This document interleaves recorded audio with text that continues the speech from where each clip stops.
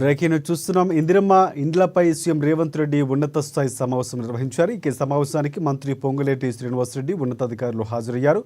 ఇందిరమ్మ ఇండ్ల పథకం కింద మొదటి దశలో అత్యంత నిరుపేదలకు అర్హులకు మాత్రమే గృహాలు కేటాయించాలని సీఎం రేవంత్ రెడ్డి స్పష్టం చేశారు.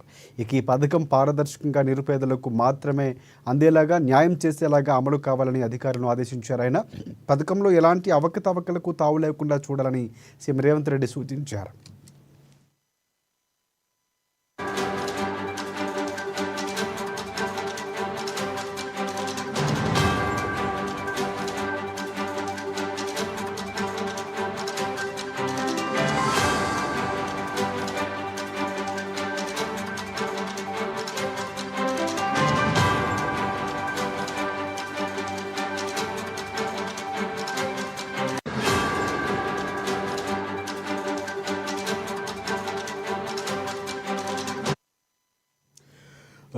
ఇందిరమ్మ ఇండ్లపై సీఎం రేవంత్ రెడ్డి ఉన్నత స్థాయి సమావేశం నిర్వహించారు. ఈ సమావేశానికి మంత్రి పొంగులేటి శ్రీనివాసరెడ్డి ఉన్నతాధికారులు హాజరయ్యారు.